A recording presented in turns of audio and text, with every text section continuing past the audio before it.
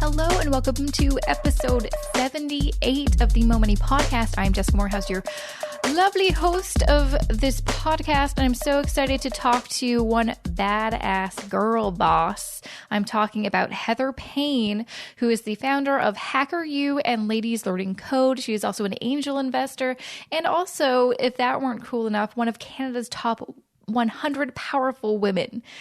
That's freaking crazy. And I'm pretty sure she's my age. So I absolutely want to talk to her. Actually, I took a course through Ladies Learning Code. It's all about teaching women, but I think men are also totally allowed to come about learning HTML code and other coding things. I'm mainly just an HTML person. That's kind of as much as I can do. Java, don't know what that's all about.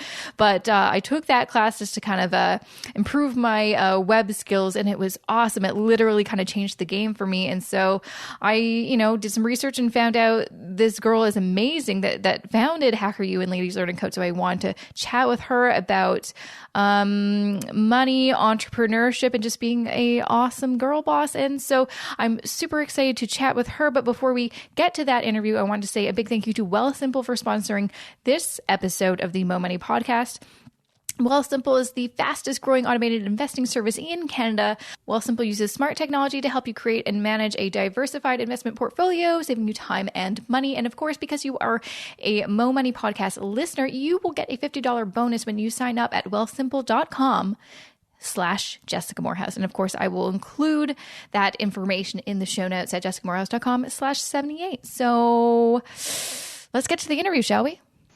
Thanks, Heather, for joining me on the Mo Money Podcast. I appreciate you chatting with me. I'm very excited. Cool. Thanks for having me here today. No problem. So one of the reasons I really wanted to chat with you is because I actually took a course in your Ladies Learning Code, and I knew a tiny bit of HTML, but that course really, really helped me. Like, you wouldn't believe. Like, honestly, like, it really, really helped me. And every time I talk to someone that's like, I really want to learn coding, I always tell them about Ladies Learning Code. Oh, that's awesome. Yeah. No, it's an awesome thing that you did. I can't believe, like, when I kind of found out, I'm like, oh, I wonder who started Ladies Learning Code, and then HackerU. I couldn't believe it was you, who's 27, and you've accomplished so much in such a short amount of time. I'm 29 now, so you must 29. Have seen my birthday must be out of date somewhere. Still, that's very impressive. Very, very impressive. So I want to kind of get to know you a little bit more, because I find you as a female millennial entrepreneur, you're very inspiring. I feel like you're a great role model, showing that you can make your own business, you can make your own money, and you can find different avenues to make money instead of kind of a traditional route with a 9-to-5 job. So were you always kind of interested in the entrepreneurial side of things? Is that kind of where you saw yourself when you're growing up and then going to university? No, not at all, actually. Yeah, my parents, usually entrepreneurs, they have parents who are entrepreneurs. I think that's been like a thing that's been proven. But my parents are not entrepreneurs at all. They're actually kind of like lifetime, same company kind of folks. And I didn't really have any entrepreneurial influences growing up. I decided to study business at university purely based on my experience in high school. I worked at McDonald's and was promoted to being like a manager there when I was 16. And I really liked that. And so I thought, well, of all the things to pick, I mean, I like running this business for the 8 hours that I run it, a couple times a week. So that's what made me choose business at university. And even then, all throughout my 4 years, my plan was really to graduate and then join like a Fortune 500 company and work my way to the top. That was kind of what I had imagined for myself, for my career and for my future. And so I even interned, like my third year internship was working at Kraft. And that was totally for me, like the first step on that journey toward, running a Fortune 500 company or something like that. And it really wasn't until I graduated and got a job in like a larger organization and realized probably that I'm a better fit for a small company. And then it really wasn't even until after I had worked at a startup that I realized like, oh, maybe I can just do this myself rather than working for somebody else. So it really came like a bit later, although I mean, I was only probably 22 or 23 when I had that realization. So relatively young still. And do you think it's partly just because, at least for me in my experience, I didn't even know entrepreneurship or working for a startup was an option. It always just seemed like, no, you go to school and then you get a 9-to-5 job. That's kind of, if your parents did that, that's kind of the way you see it. And I didn't know anyone that had their own company. So I didn't even know that was something that I could do. Is that kind of your experience too? Yeah, I mean, I think it was a couple things. One is that I graduated in 2009, which was a bit of a rough time to graduate. The economy had just collapsed the previous fall, and there just weren't the same opportunities for recent business school grads to get jobs as there was even probably a year prior. So the jobs, were not great. The salaries had gone down. And then when you look at, okay, I could take this job making $35K working for someone else, or like maybe I can just find a way to make $35K myself. It doesn't seem like as much of a leap versus turning down an offer to make $60K fresh out of school. Like that's like, how could you ever turn that down? That is like exactly where you end up. And then of course you end up on the path, making more and more money and then kind of working at a company for maybe the rest of your career. So I think that was one thing. And then I think the other thing that really brought me to entrepreneurship was, that I never took a giant leap. I always just took tiny little steps, and it really allowed me to build up like a risk tolerance. So like at the beginning, when my first, venture in quotes is Ladies Learning Code, which is a nonprofit. And we just started with one workshop. I did it on the side, and it wasn't a huge deal, and people really liked it. And it made some money so that we could, buy a projector and that kind of stuff. And then we just started doing more and more and more. And eventually it made sense for us to get our own space. And it made sense for me to quit my job and work for Ladies Learning Code half-time. And then I would sort of like make up the other half salary doing other types of things. I find it really interesting. Like one of the reasons I believe we don't have as many female entrepreneurs as we have male entrepreneurs is like the idea of risk training. And I think we shield young girls from risk a lot, whether that's like climbing a tree or just in the way that we socialize them. And I think it's really important for parents, and I think my parents did a great job of this, to like encourage young girls to take small risks so that by the time you're 20, it doesn't seem as scary to do something like negotiate a salary or even like start a side project that you have to put $1,000 into to get started. Yeah. And I see that in my own life, like the risks that I take now are crazy compared to what I, would have been comfortable with at 21. But it's because I've made all these little tiny, like risky decisions along the way that have like mostly worked out. And you just kind of build up a tolerance for that. No, I absolutely agree. You kind of hit the nail on the head there, because that's something that I realized in my own kind of experience. It's not until now, and I'm 30 now, that I'm more comfortable doing things that are, quote unquote risky. Whereas in my early 20s and just starting out my career, there was no way. I'm like, no, I want to do something secure and safe, because I was always afraid of what could happen, because I was always kind of warned against that from my parents. Like, you want a secure job, you want to, don't take too many sick days, otherwise they'll think that you're playing hooky, like all these things. Whereas it's almost silly. It's like, why didn't I kind of take more risk when I was younger, when you almost have less to lose because you are younger? Yeah, totally. Yeah, absolutely. So I read on your bio on your website that after university, you also did kind of a stint in China, which seemed pretty interesting. Yeah, so that was an interesting time. So I went on exchange for my last semester of university, which I definitely recommend for people who can make that happen. I had a lot of jobs throughout high school and university to try and make that stuff possible. I mostly paid for school myself. Oh, wow. That's awesome. So that was something that was really important to me, was to be able to have those kinds of opportunities and also graduate without debt. That was something that was really, really important to me.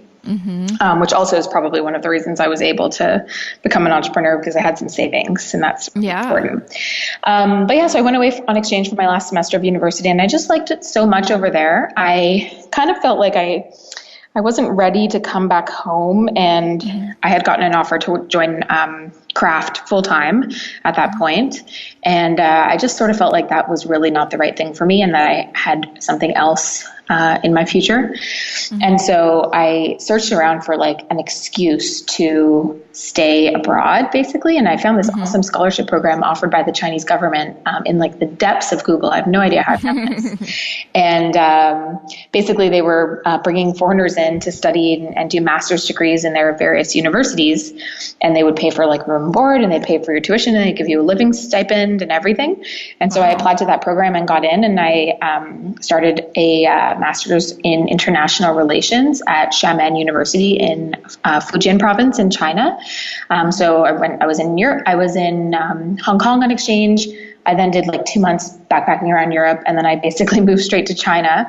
And I was supposed to stay there for 2 years. I ended up sort of getting what I needed out of the experience after about 10 months, which was sort of reflection, thinking, having a new experience. And also that's actually when I started learning how to code. And that sort of made me excited to come back to Toronto. And at that point I was sort of ready to start my life, my real life, basically. So how did coding kind of come about? I'm so curious about that. Yeah, I mean, while I was over there, I was obviously still thinking about, my eventual return to Canada and to Toronto and trying to figure out what I was going to do with myself, because I knew that things hadn't changed that much and that opportunities for young people were kind of sparse. And I think at some point I just stumbled upon the idea of having a blog. And I actually had in university worked as a fitness instructor. So I decided like the safest and easiest thing to do would be to go back to Toronto and start working as a fitness instructor. And I could then have a little bit of money, and then I can figure out my next steps from there, I guess. It all sounds so crazy now because everything has like gone a very different direction. But yeah, I started this blog called fitinto.ca. And then as I was blogging, I was obviously, as this is where so many people get started, was learning how to code so that I could customize it and make changes to it. So that was really the impetus for starting to learn. And then once I started to learn, that became like a much more interesting thing to me than blogging. So I never really did a lot of blogging, but I did a lot of like WordPress, like theme customizations and like different WordPress hacks and stuff like that. Nice. That's cool. And it's kind of funny that you're, just kind of fell into that, because now it seems like depending on what kind of job you want, it seems like that's almost a requirement for most jobs. You need to know how to code. Yeah. I mean, things have changed a lot. That was in 2009. So we're talking like 7 years ago now, basically. And even when, so I was learning, I was just using Google and using resources and realizing how hard it was. Like I was not a genius at this at all. It was really a struggle. So I have a lot of empathy for people who are wanting to learn. But even in 2011, when we started Ladies Learning Code, it was still a little bit early to be talking about how everyone needs to have coding skills. And I think that's one of the reasons Ladies Learning Code was so successful, was like this trend just happened, and we were riding that tidal wave of this like learn to code excitement. So part of it was just luck in terms of timing. Absolutely. So you came back, at what point did you start your nonprofit Ladies Learning Code? So I was back for about a year first. I got back to Canada, to Toronto, May of 2010, and actually ended up finding a job pretty quickly after that. I think a couple weeks, just an entry level, basically executive assistant type job. You got to start somewhere. Yeah. And I did that for about 6 months, and then moved into the marketing department at that company and did that for 6 months.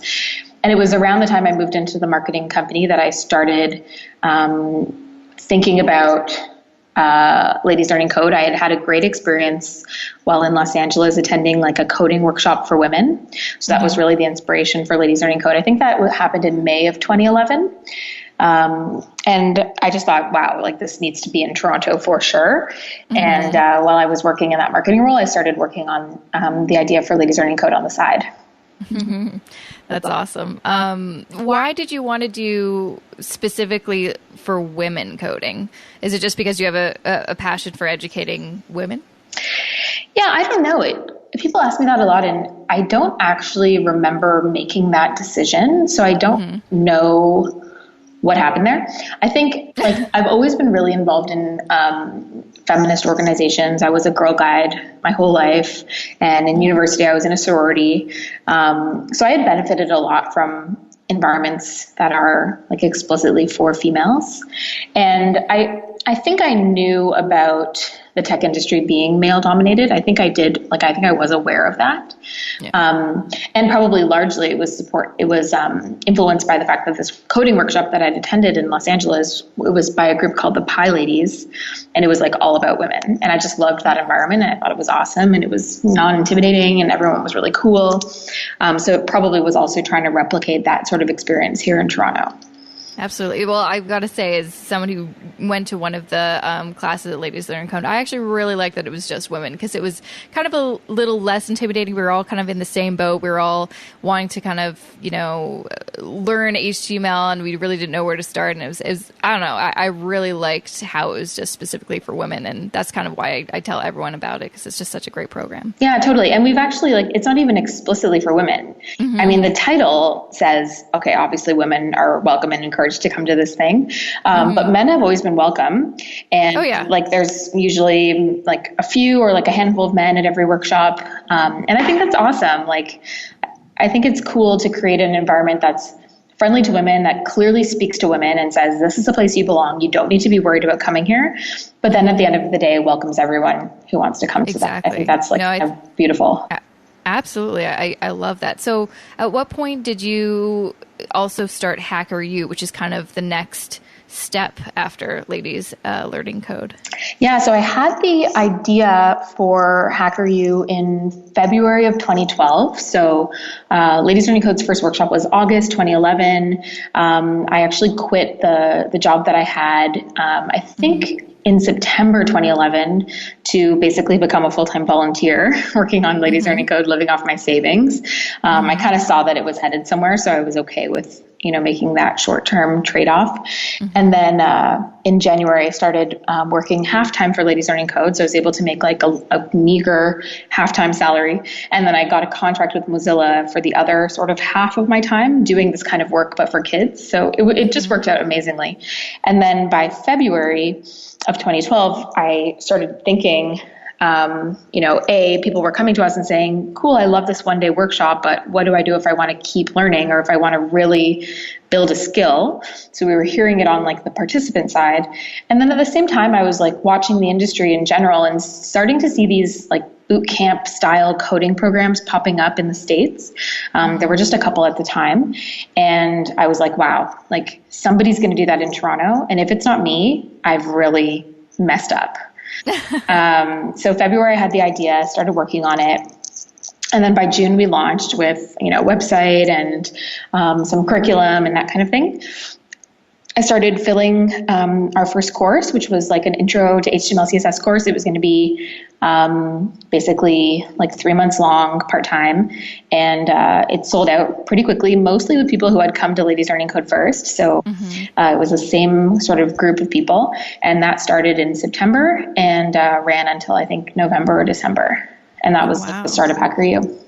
That's awesome. Yeah, I definitely feel like you found like a really great niche. And I don't know, like, honestly, I couldn't think when I was, the reason I went to Ladies Learning Code was I needed to kind of up my skills for my job. And so when I was looking online, I couldn't find anything like what you've got. So you definitely kind of found a great place for you and a great situation to help people. Yeah, it just has been like the best. It's been so much fun and so rewarding and such a fun way to learn. I mean, Ladies Learning Code was such good training wheels as well for how to run a business. And I've brought a lot of that knowledge over to Hacker U. And, even Hacker U is probably training wheels for something else that I'll do later on. So, it's all really exciting to be able to do something that you love that really helps people. Definitely. That also like allows you to make a living. Like that's kind of the trifecta. Yeah, exactly. So I read that you're also an angel investor. How did you get into that, and what does that exactly mean? Yeah, so that also is accidental, like most of my career, really. The original reason I got into it, I made a really great group of girlfriends who were all entrepreneurs in and around when Ladies Learning Code started. So maybe back in 2011, we started connecting through Twitter or at meetups, and then we would go for coffee, and eventually we all became really good friends. And we're still friends today. We just hung out last week, a whole bunch of us. Nice. And everyone's businesses now are like 5 years old instead of, true startups, which is It's pretty cool. And one of the friends that I met was Catherine Haig, who at the time was working in marketing as well. So we're both working in marketing. We coincidentally quit our jobs on the same day in October or so, September, October of 2011, without talking about it first. And then I decided to work on Ladies Learning Code, and she decided to start a tech company. And we were just like hanging out one day talking about it. And she mentioned her next steps and what she was going to do. And I was like, I'm going to invest in your business. She was like, what? And I'm like, yeah, I'm going to give you $10,000 to like build the prototype that you need to build. And at the time I probably had like $20,000 or $25,000 in the bank. And I wasn't working. Like this was like when I was volunteering for Ladies Learning Code full time. So like what a crazy decision. I don't know. It just felt right. Yeah. But I mean, I don't recommend that people do this kind of thing this way. Exactly. You have to have like a good risk tolerance, like you said. Yeah, I guess. I kind of considered it like a personal branding expense. Like I kind of wanted to be a female angel investor and be a young angel investor and show people that you don't have to wait until you're 50 and you have gray hair to be able to do this. So we decided like, okay, well, this sounds crazy. Let's reconnect tomorrow. And if we still think this is a good idea, then we'll move forward. And the next day I still thought it was a good idea. So I ended up giving her $10,000 for a business. I bought some percentage of the company with that, and some small percentage. And, two and a bit years later, the company was acquired. And I think she's published the amount that I got, but I basically got a 9x return on my $10,000 investment. Nice. Which was really cool. And the timing was amazing because I was just about to get married. So I used a bunch of it to like pay for my half of the wedding, which felt really good. So, so that was a start. And then I've used like some of the proceeds of that to do some more, investments since then. There's four more that I've done. Just like little ones, like 10 grand, 12 grand, whatever. And do you just find out about these through like just people you know, or how does one, like I always kind of wonder, like how does one become an angel investor exactly? Yeah, I mean, I think people do know that I invested in Catherine's business and that I've done a little bit more since then. And also there's a big effort now to diversify in general. Companies want to have diverse employees, and startups also want to have diverse investors so that their investors are bringing different perspectives to the table. So I've been sought out a little bit because of that, like for being a young woman who does this kind of thing. So that's where a couple of them have come from, but I really like to invest in my friends. Probably that's not generally people's advice, but if I know someone and I know like their character and what they're about and I believe in what they're doing, like I want to get behind that for sure. Yeah, you've got that trust there, which I think is important. Yeah, so that's been the driver of 3 of mine for sure, has just been like, I totally believe in this person and like I want to support them with what they're doing. That's awesome. That's exciting. So you're still so young and you've done way more than most people, including myself. I'm really curious what you kind of plan or foresee for yourself in like the next 5 or 10 years. Do you do a kind of a 5-10 year plan, or do you just kind of do it year by year? I honestly have always winged it. But I always kind of try and have like a big vision of where maybe I'm headed or something like that. So that, I don't know, I think one of the differences between people who are entrepreneurs and people who are like CEOs running established organizations, for example, is that entrepreneurs are really good at scanning a landscape and then figuring out from there, like what opportunities exist. And I think that's one of my biggest strengths. Like, for example, in the past year and a bit, I bought 2 investment properties in Hamilton. And that wasn't really something that I planned on doing, but then I kind of heard about it and I knew someone who was a real estate agent there who was, doing it. And it's been awesome. And I wasn't like, oh, in 3 years I must own a rental property. But it just kind of came up and it made sense. My husband and I own them together, obviously, but I was definitely the driver in making that happen. He's just like, what are we doing now? So that's pretty funny. But yeah, in the next 5 years, I mean, I love HackerU so much. It is kind of my dream business in that it is such a community. Like our grads are so passionate about what we do. I've helped so many people get their first real job or move out of their parents' house for the first time, or finally get into a career that they actually like. And that is just the coolest. I love it. It also like makes me want to stay a little bit on the smaller side because I actually have the ability right now to work with each grad of like our bootcamp program, for example. And, you know, if you become too big or you become like multi-location, you'll kind of lose that. So I think it's important, you know, for everyone to know what are your goals and what are the things you like about your business. Nobody wants to grow their business to the point where they don't like it anymore. Exactly. Like that's when you end up selling it and, you know, whatever. So yeah, I'll be definitely spending the next 5-10 years building HackerU and making it better and expanding our influence for sure. I think we'll just stay in Toronto because I also am realistic that like, I don't really want to get on an airplane all the time. You know, I like my life. I live about 35-minute walk from where HackerU's office is. And I love that. It's awesome. And I think I'll keep doing like, you know, some real estate stuff, some startup stuff, like just keep it interesting by having like different kind of fun side projects going on.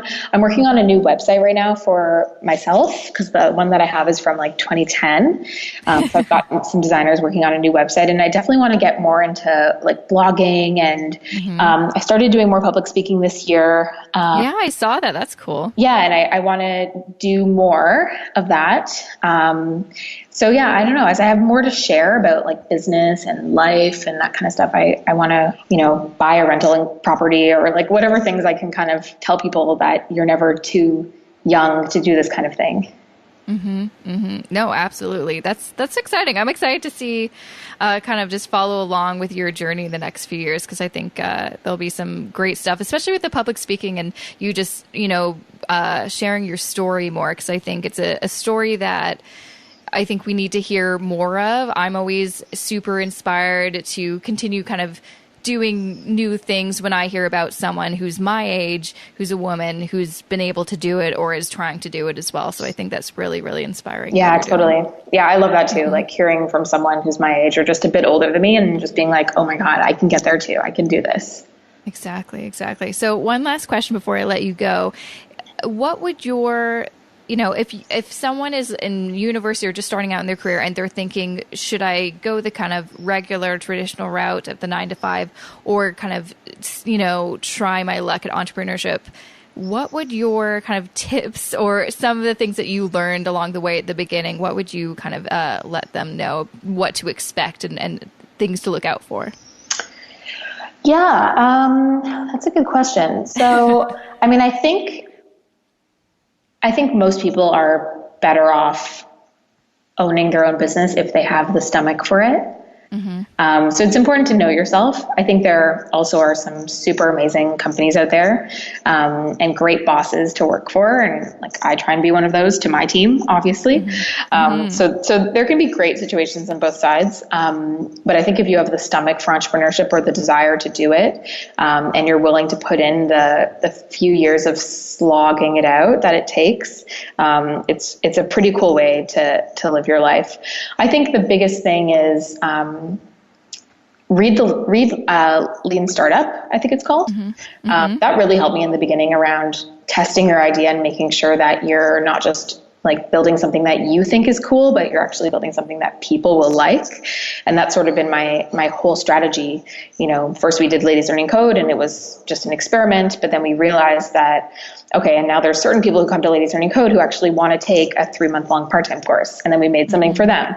And then eventually there was enough people who did a 3-month-long part-time course on HTML, CSS who wanted to learn JavaScript. And then there were, you know, so the whole time we've just been like identifying needs of the community that's around us and creating things for that group. So that's something that's really important, I think. And also always like keeping your destination in mind and never settling. You know, like I started my career as an executive assistant. I worked at a startup in sales and like was going to be fired if I didn't quit. And I just always kept in my mind that like, I'm not like being an executive assistant isn't the thing that I'm doing with my life. It's what I'm doing for now. It's what's allowing me to save money and live downtown and have, you know, other exciting opportunities. but have a plan for, being in a role like that for a year, and then knowing how you're going to get out of it. And usually what it takes is doing a lot of stuff on the side, going to events, going to startup weekend, blogging, social media, like personal branding type stuff. Like, it's going to take some effort. Nobody's just going to hand it to you. So I think keeping that in mind and having a plan for getting yourself out of a role that you're not into, whether that's into working for yourself or whether that's into just working somewhere where you're going to be happier, that's more aligned with what you're looking for, I think is a really good plan. And I see a lot of people, being at a place you don't like for 2 years or 3 years, 4 years, like it becomes harder to get out of it at that point. Absolutely. Absolutely. Well, those are great bits of advice. And thank you so much for chatting with me. I really appreciate it. I know I got a lot out of it, and I'm sure listeners will as well. Yeah, no problem. Thank you so much for having me. And that was episode 78 of the Mo Money podcast with Heather Payne, the founder of HackerU and Ladies Learning Code. And of course, if you want to upgrade your coding skills, I find it invaluable now. I can't believe I didn't know how to use HTML properly. Make sure to check them out at ladieslearningcode.com, and they have classes throughout lots of different cities in Canada. Or if you want to do something a little bit more intensive, a little bit more for the advanced coder, check out hackeru.com, and those are based all in Toronto. And of course, to find out more about Heather herself, she has her own website, heatherpayne.ca. I'll have course, link to all of this in the show notes, jessicamorehouse.com/78. That is a lot of websites I just said, one after the other. I hope you all got all that. Maybe just check out the show notes. All of that's in there. And again, a big thank you to Wealthsimple for sponsoring this episode of the Mo Money podcast. If you don't know who Wealthsimple is, well, I'm going to tell you right now. They are the fastest growing automated investing service in Canada. They use smart technology to help you create and manage a diversified investment portfolio, saving you time and money. And if you sign up with them at wealthsimple.com/Jessica Morehouse, you'll get a $50 bonus. So get your investments right. Go to wealthsimple.com/Jessica Morehouse and just do it. And so I will